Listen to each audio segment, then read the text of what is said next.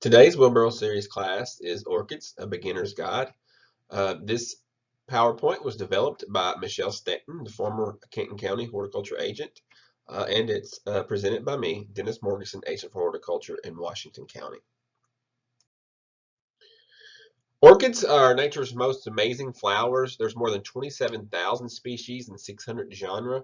They're most closely related to the iris family or the monocots, which are grasses. There's a huge range of flower shapes, colors, sizes. There's a lot of different varieties out there, which we'll go through those as this PowerPoint unfolds.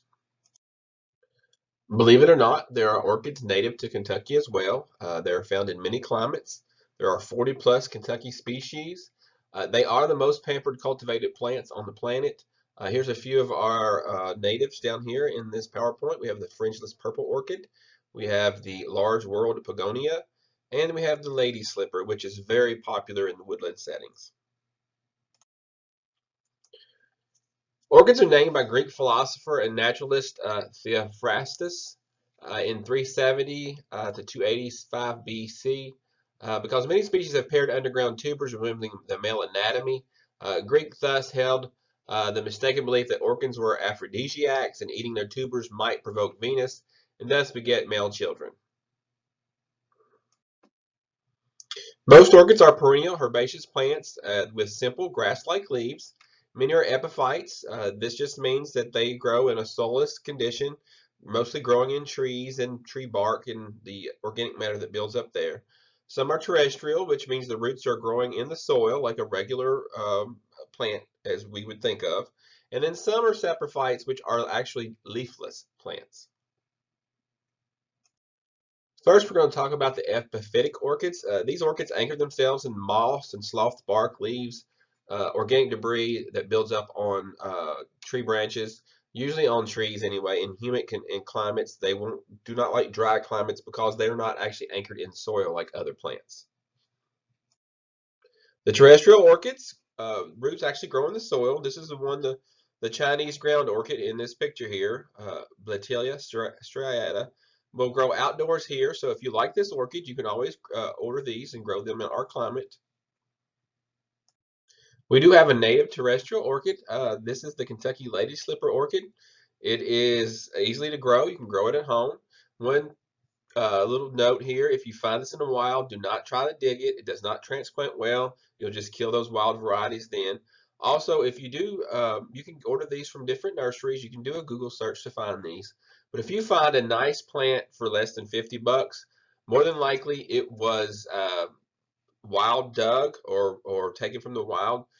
So if you do find that, avoid that nursery and try to find one that's a little more expensive where they actually grew their own plants. We do not want to deplete our wild orchids out there. Then we're on to saprophytic orchids. Wister's coral root, Chlorrhiza wisteriana, is native to Kenton County in Kentucky, believe it or not. It is a saprophytic and or hemiperistic, mycoheterotrophic, which are some fancy words, basically just to say that it gets its energy through mycorrhiza from decaying organic matter like a fungus would or a mushroom. That is how it gets its energy. It does not photosynthesize. Some early orchid collecting. Most cultivated orchids are native to humid tropical forests in Asia and the Americas. The early European settlers or collectors found orchids ill-adapted to temperate climates, so they most died, which taking something from a climate that it's used to and bringing it to a climate like in Europe, you can see that it would probably not do well. In 1821, the first orchids grown commercially in Hackney, London, England. And then in 1852, the first hybrids were in cultivation in England. And then by 1913, orchids were grown for cut flowers in Singapore. Orchids do produce seed. Many orchids are self-sterile. The seeds germinate very slowly when they do produce seed, though. So when they're self-sterile, it means they have to be cross-pollinated by another variety or another plant of its same species. Seedlings in the wild get nutrients from their companion soil-borne fungus. And then seeds grown in nursery beds require a long time to germinate, and any disturbance to soil or physical environment can destroy the whole population. So these are very hard to get started from seeds. That's why with the new hybrids and things that's been crossed, that these are very specific requirements these need from seed. And as homeowners, most of us are never going to get a chance at growing any of these from seed. A little orchid biology. Orchids are evergreen or deciduous perennials. They most have thick strap-like leaves, which most of you are familiar with those.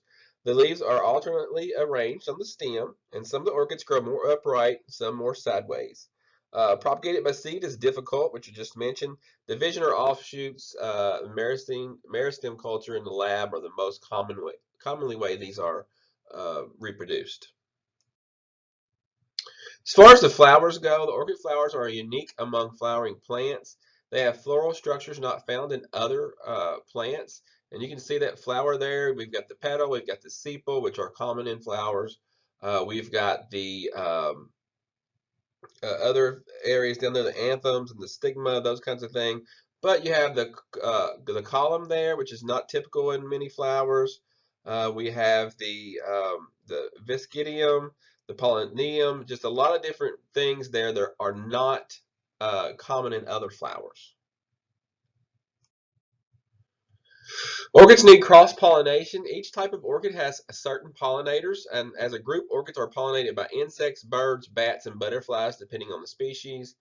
Insects are attracted to the flowers by color, scent, nectar, and shape, just like in any other flower. And in some orchid flowers mimic specific female insects to attract the males who pollinate the flowers while looking for their mates. And we'll see some pictures of that in just a minute. So here's how orchids attract pollinators. You can see there by colors. So they're looking for birds by color. By scents is generally going to be insects. And then by having the flower that looks like a mate of the male species of insect. And then we have ones that look like nests with these large bubble flower forms here. And then we have ones that actually give off treats, which is nectar. A little floral deceit here.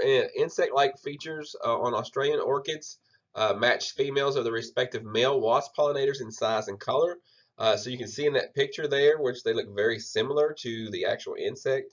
And then South African orchid releases a scent of a putrid meat to attract carrion flies, which is the left picture there, which is carrion is just rotted meat, exactly what that is. So that's they're looking for flies, and there are a lot of plants that do that. Here we have the Ophrys subspecies of orchids. The lower lip of the orchid is shaped like, smells like, and feels like a female wasp, and you can see that picture there. The pollination is by pseudocopulation, so the insect actually thinks it's copulating with uh, a female. So that's when it gets pollinated. Is the only a few insect species will actually do this. So this is very unique in the plant and I guess with the insects animal kingdom. As far as cultivation of orchids today, most of this is done in greenhouses down in tropical areas or very warm areas like Florida, California, and even down into the Caribbean and those places. But you can see that we have a mature plant. We get a single node segment, which is dissected, and they get the meristem out, which is basically the growing point of that stem. They tissue culture it, and then they get a bunch of new little plants out of that, and then they grow those on. So without tissue culture, if that technology had never been invented or wasn't around today, orchids would not be so readily available for such a cheap price. They'd be very expensive, and there wouldn't be as many, or near as many, on the market today. Here's a unique orchid cultivation, the vanilla orchids, and you can see here they're just hand pollinating these flowers. Um, you can see the flower structures there and how the flower was opened and what they're doing there to get the pollen out. There's a 1 million orchids project. It was a 5-year project to reintroduce Florida's native orchids into Miami area landscapes at the Fairchild Botanical Garden. You can see that there, the Million Orchid Project they were trying to get the native orchids brought back into the wild in Florida, which is kind of an interesting project. As far as growing orchids at home, you just need to mimic their natural environment. That sounds easier than it actually is, but depending on the actual variety, our homes are well suited to being what they're used to and what they would like, depending on variety. We'll talk about that in just a minute. So for growing them at home, we have to think about light, we have to think about temperature, water, humidity, air circulation, containers, growing media, fertilizer, and repotting. That sounds like a lot of things to have to think about, but we think about that with all other plants. With orchids, though, they just have specific requirements that we have to watch out for. If we can meet those requirements, then we can grow them quite easily. As far as lighting, orchids do have to have sufficient light in order to bloom. If it's too weak, they won't bloom. They'll live and grow, but they won't bloom. With most other flowering plants are the same way. If they're not giving the right lighting, they're not going to bloom. We've got to also make sure we don't give them too much. So depending on the varieties here. As far as light, how much is enough? 5,000 to 10,000 foot candles. It's full sun. That's early to high noon.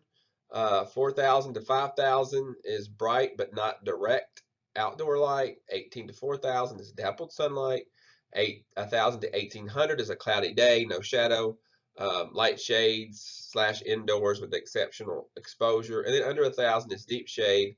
That would be what would be inside a good window light, and then we have 30 to 40 foot candles, which is inside an office. So that's just giving you an idea of whenever a plant needs so many foot candles of light, what that actually means.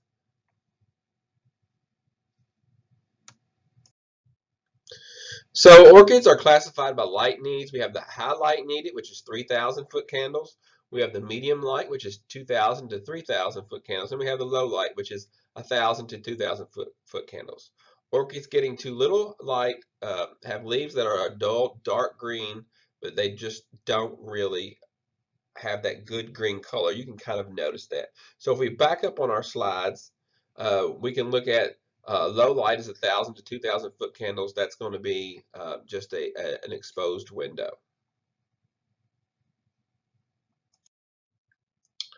So lighting at home, full-time under light, you can grow these quite easily under a fluorescent light, a fluorescent shop light, which is a one cool and one white bulb, or grow lights. I much prefer the grow lights because you get both spectrums of light quite easily.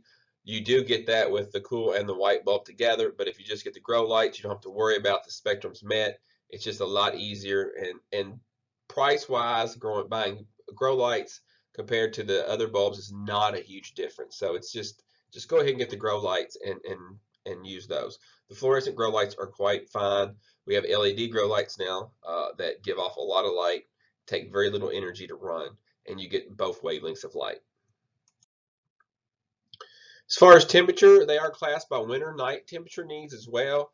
We have the warm group would be nights no lower than 60 degrees Fahrenheit.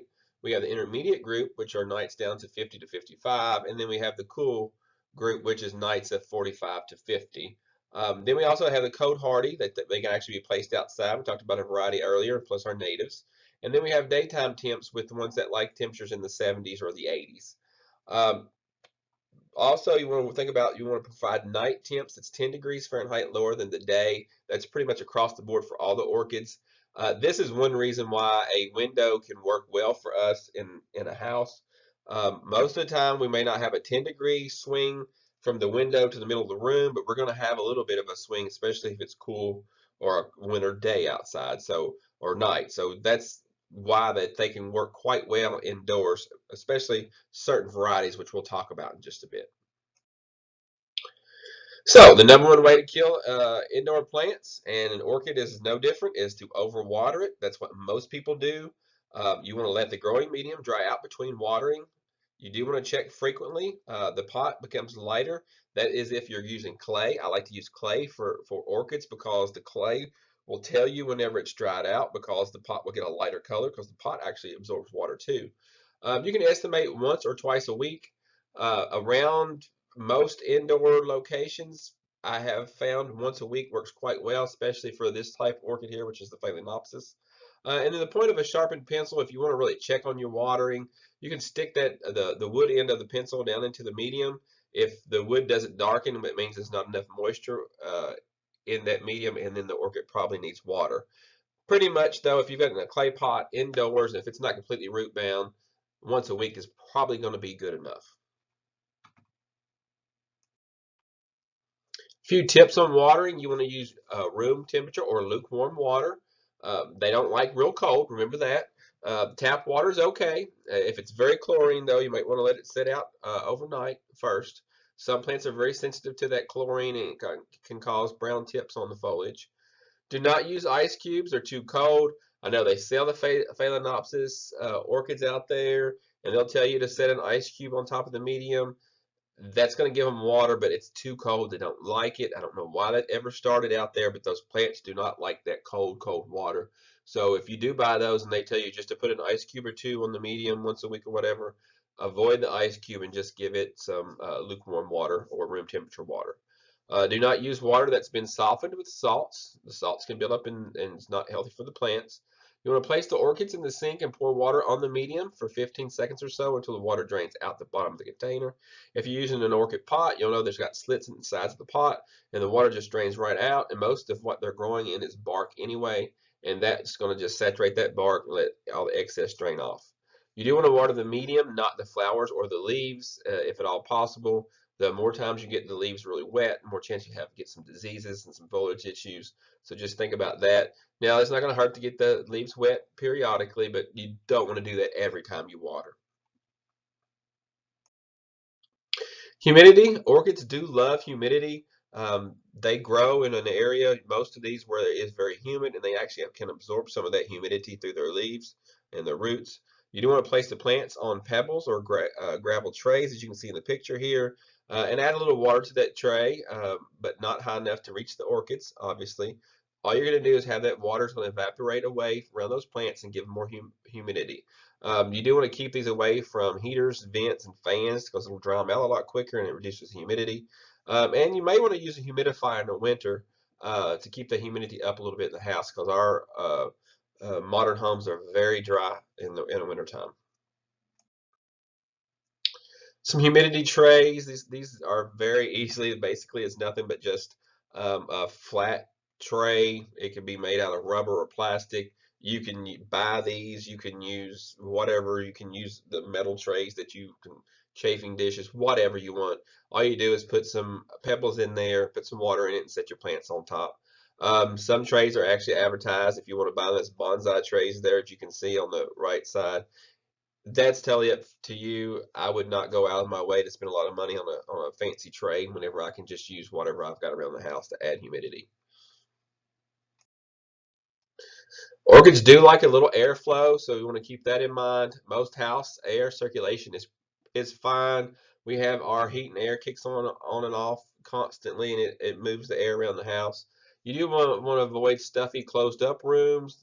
Again, they like some airflow, so just in one room by itself with the door closed all day long, they're probably not going to be as happy as they would if that door was open and there was some airflow exchanging.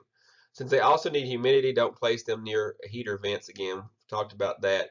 Even if it's central air and heat coming through a vent, try to set it away from where that air is not blowing directly on those plants. Containers, you can just allow for good drainage is your biggest thing there. Plastic containers are easy and cheap to find. They're found in many sizes, but most have sufficient drainage. You can see those large drainage holes in those green pots up there. Clay containers dry out more quickly. You're going to need more frequent watering. They are heavy and breakable, but they also will hold the plant up quite well. Also, the reason I do like the clay is because the clay, if you do overwater, it forgives you and it dries out a lot quicker, which also means you're going to have to water more often. Remember that. And you can also see in these clay pots up here, these are actually orchid pots. You can see the slits in the side of the clay pots. And that's because those roots will actually come through those slits and they'll actually absorb moisture out of the air. And you can also use ceramic containers, but just know that most of those don't have good drainage, or they actually have the actual tray attached. So when the water drains out, it can stand in that and it can filter back up through the plant's root ball. So just keep that in mind if you use those, that you can make sure that you don't have standing water in those. The growing media, potting media is selected to mimic characteristics of the plant's native soil, so it depends on where these plants come from, which type is best. But good media should hold moisture while allowing air circulation for the roots. Also, good media will not break down too quickly because you want to keep this bulky kind of barky mix together. Organic media ingredients, there's a lot of them out there, but usually they'll use, if you buy a commercial product, it's going to have coconut fiber, fir bark, peat moss, and osmunda. Also, inorganic media is going to be some other things they may add to it, as lava rock, perlite, vermiculite, baked clay bits, rock wool, gravel. If you buy pre-mixed formula when you have to repot your orchids, is what I would do.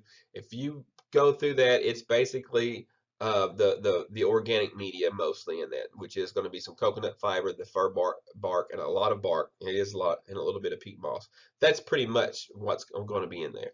Some of the ones that you buy from the stores, you may be surprised when you first have to repot them. They're mostly in peat itself. So just keep that in mind. And those ones that are in the peat themselves, if they get wet, they stay wet a lot longer. So if you have that at home, be sure that you allow that to drain well and don't water as often if they're growing in just straight peat. Here's a few media examples. We have clockwise from 1 o'clock. We have tree fern, bits, lava rock, oleiflor sphagnum peat moss, osmunda, rock wool, and fir bark in the center. You may see any of these mixed together in a orchid mix if you buy an orchid mix, which most of us don't have enough orchids that we're going to go through the trouble of buying all these separate things and mixing our own. It's just going to be easier to go ahead and buy one from one of the big box stores that's already pre-mixed for orchids. If you do want to mix your own, though, a lot of growers, if you've got a lot of them, may mix their own. But Missouri Botanical Gardens mix for growing Cattleya orchids is 5 parts fir bark, medium grade, a quarter to a half an inch chunks. Not landscape mulch. Keep that in mind. We're not using that. That's too big. And to 1 part horticultural charcoal, not barbecue charcoal. So keep that in mind. Charcoal is extremely important is because it neutralizes the fertilizer salt. So if you fertilize a lot, you'll need something to get rid of those salts. You can also just make sure when you water that water drains straight through, and that'll take some of those salts out of there. Orchids do grow wild in nutrient-poor areas, but indoors you may need a little bit of help. You want to water the orchid first, fertilize once a week during the summer, and fertilize every 2 weeks during fall and winter. And you can use the fertilizers no more than half strength or follow directions for orchids. I would go a bit further than that, and I would say do half strength, maybe once a week and once every 2 weeks in the summer, and a quarter of strength once a month in the winter. They just don't need that much food. They are very low feeders, very slow growers as well. But just keep an eye on your plant. The plants will pretty much tell you whenever they're needing fed because the color just won't be there in the leaves. So for Cattleya, Oncidium, and Phalaenopsis in bark-based media, you want to use a liquid fertilizer with the trace element. Highest number first, 30, 10, 10. The any of these, if you look at these orchids, the 30, 10, 10, or the dendrobiums, it says 10, 10, 10, 20, 20, 20. Honestly, you can buy a Miracle Grow or any one of the water-soluble fertilizers, half strength it, and you're going to hit these targets in these. Newer research suggests picking a fertilizer with different forms of nitrogen. Again, they'll grow quite well indoors for you just with the half-strength Miracle Grow or Peters Professional or any generic water-soluble fertilizer. And then again, if you're in doubt, you can always buy a, a general purpose orchid fertilizer and you'll use it as the strength it tells you, but it's going to be a lot cheaper and easier in the long run to use the half strength over the counter, easy to find water soluble fertilizers. As far as labels for fertilizer goes, this is a nitrogen, phosphorus, potassium, 2014-13. So it's 20% nitrogen, 14% phosphorus, and 13% potassium. Different forms of nitrogen may be good instead of doing all the same forms all the time. Different forms can help. Maybe an organic fertilizer every once in a while give a little extra boost as well. And then one thing, trace minerals are important. So you can see there it does have trace minerals. Any of the readily available water soluble fertilizers also has those trace elements in there. As far as repotting, orchids growing in solus mixes must be repotted in order to A couple of reasons: increase your soil nutrient holding capacity, replace decomposed media or media that is no longer porous, because you don't want to keep them pot bound and wet, and you want to divide the plant or get rid of old non-flowering stems. So, and sometimes it just those roots come out and they just need another larger pot to get those into. You do want to wait until after bloom to repot or divide, and again, you want to use sterile tools each time in new potting soil or potting mix. So two growth habits we have in sympodial and monopodial. Sympodial orchids grow more or less sideways and have pseudobulbs, as you can see there in that first picture. Pseudobulbs basically is just a swollen stem there. And then we have the sympodial orchid, which grows more upright. We're much more common store sold orchids are the more sympodial or upright types. And then we also have the monopodial habitat, easy for me to say. It just means 1 foot. Monopodial orchids grow upwards and have aerial roots or offshoots or kiki. And you can see those little offshoots on those aerial roots on there. And it's not uncommon for these to be in a tiny little pot and we have those roots hanging everywhere. That's just the way they grow. They do actually absorb some moisture with those roots, those hanging out in the open air. So as far as repotting sympodials, I have a video here that's attached. This is from the Missouri Botanical Garden. You can go feel welcome to go ahead and hit that whenever you've got time to watch that. You can see this overcrowded Cattleya in this picture, and they're going to show you how to divide that in that video. And as far as repotting monopodials, or this is a Phalaenopsis and others, there's a how-to here. And this is actually a video that I did back in the winter, and you can hit that on our Washington County Horticulture YouTube page and watch that again if you would like. And this Phalaenopsis is probably the most common type of orchid that's sold in nurseries and things around here for house plants for us. And it's what I have in my office here. And anyway, watch the video and you can see how to repot those as well. So as far as orchids for you, and I know the name of this in the wheelbarrow series was Easy Orchids. Well, here we are. These are the easy orchids. We have the Cattleya, the Dendrobium, the Oncidium, and then the Phalaenopsis. These are the 4 groups of orchids that are among the easiest for beginners to grow, and probably out of all of these are probably the ones that you're going to see most likely sold as houseplants in nurseries and stores with garden centers. First, we have the Cattleya, and you can see the beautiful blooms on these. They do love an east-facing windowsill, so you kind of think of these growing in an area like an African violet would grow in, with temperatures 70 to 85 degrees during the day and temperatures of 55 to 60 during the night. These are epiphytic. Remember that. The epiphytic just kind of hang out on the tree bark and don't really do much to the plant. They're just using the plant as support to grow on. They grow in fir bark type media, which is what we can buy over the counter, pretty easy. Dry thoroughly in between waterings, which a lot of these like to dry in between, and you get a good water and then dry between.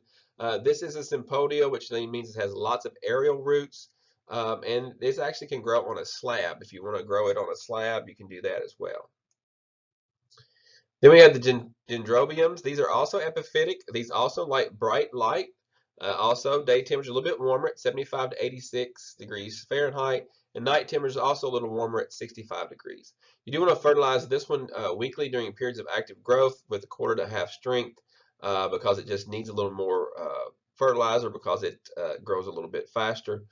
This one does like a crowded pot, so you don't have to repot this one near as much, but you may want to plant this in a heavier clay pot so when it does get crowded that it's not top heavy and won't fall over. You only need to repot this one every 2 to 3 years. This one also uses coarse porous media, so again that pre-mixed orchid media that you can get at the garden centers works for this one quite well as well. Then we have the Oncidium. You can see it has a lot smaller flowers than the other ones, but it's also epiphytic. It does like very bright light, a little bit brighter light than the other ones, and the day temperatures of 80 to 85 and night temps are 55 to 60. We can't quite get that 80 to 85 probably in the house, but if we're getting in the low 70s, it's going to grow and be okay. You do want to fertilize twice a month during active growth. This one does require less humidity than some of the others, so you know this it's good for can grow quite well in the house with a lower humidity that way. And it does have thicker leaves, which makes it can handle more light, and you know it likes a little brighter light than the other two did. So this is one, if you want it to grow well, you're going to have to maybe put it in more of a west or a southern facing window. Then we have the Phalaenopsis or moth orchids, which are what I'm the most familiar with and what most are usually see sold at like Walmart and Lowe's and any of the other larger corporate stores, I should say. These can flower more often than the other types, which is why they're really popular. They do like a bright window light, day temps of 75 to 85 with night temps above 60. You should never completely dry these out. They don't have any water storage in the roots much at all, a little bit, but not much. So this is one that you definitely want to keep on that rotation of soaking that media, letting it dry out, soaking that media, and letting it dry out. Uh, Usually indoors, it's going to be once a week. If you've got this potted in the store-bought pre-mixed orchid media, once a week with temperatures around 70 in the house, and it's going to be a quite happy. This one also likes higher humidity, so you may want to put a tray of with some water under it, with some pebbles over it, like we talked about earlier, or surround it with a lot of other plants where they can all have create that humidity in there as well. If you can put this somewhere in the kitchen or the bathroom, if you have a window that works for the light in that, this is going to be quite happy in there. Phalaenopsis needs porous media. Again, the store-bought stuff works just fine. Good media for Phalaenopsis include at least some medium fir bark, which is mostly what's in the store-bought stuff. Peat moss, which is also the second ingredient in that, and then maybe some perlite and rock wool if you want. But you could get by with medium fir bark and peat moss if that was the only two ingredients in your Phalaenopsis media. You can also get miniature Phalaenopsis there. You can find your orchid at there's a cosmicplants.com there, and it also has a care video if you'd like to check that out. These are smaller or dwarf ones or miniature ones. You can see there they have flirtation, which is that hot pink one there. And then you can look up how to care for these, but you're going to care for these just like the larger Phalaenopsis. They're just going to be a smaller miniature plant. If you really like orchids, there are groups that you can actually join. They actually have meetings for other people that like orchids. We have the Bluegrass Orchid Society in Lexington. We have the Kentucky Orchid Society in Louisville, and then we have the Greater Cincinnati Orchid Society in Cincinnati. And then when Crown Conservatory has a group there in Cincinnati as well. And I'm sure that if you wanted to go south, there's probably one in Nashville and places as well. But I guess the Lexington, Louisville ones would be closer for us. So where can you buy your orchids? There's many companies that sell those. I would, if you order them online, probably go check them out at the Garden Watchdog or Dave's Garden to check out what people are saying about them. A lot of times you can go to greenhouses that'll have some of these around here locally, especially in the bigger cities. And you also, the Phalaenopsis, they show up even at Walmart and Lowe's quite regularly if you like to try some of those. I've gotten them at Sam's Club before, Costco, lots of places show up periodically with mainly Phalaenopsis, but I've even seen some of the Oncidiums and some of those at places like Trader Joe's and Whole Foods even. So you just never know. I guess those two grocery store chains come from out west, where California, where it's probably more easily to source those, and they get shipped nationwide that way. But if you do order them online, if you want some of the more odd ones, just check out the Garden Watchdog or Dave's Garden to make sure that they are reputable dealers and people are getting what they're actually paying for. So if you have any questions, you can call me at the extension office at 859-336-7741. You can always send me a Facebook message on our Washington County Facebook page, Washington County Extension Facebook page. This video will be uploaded. You're probably watching it, I guess, on Facebook. Shouldn't say that. It'll also be uploaded to the YouTube, and that video where I link there to show you how to repot your Phalaenopsis types of orchids is also where the other videos that I've uploaded will be. If you have any questions, again, you can always contact me at the office. You can send me an email as well. It's dennis.morgeson@uky.edu. Facebook, wherever, see me on the street. I'll answer your questions as best I can. Again, I hope you found this PowerPoint useful. If you have any questions, let me know. Happy gardening!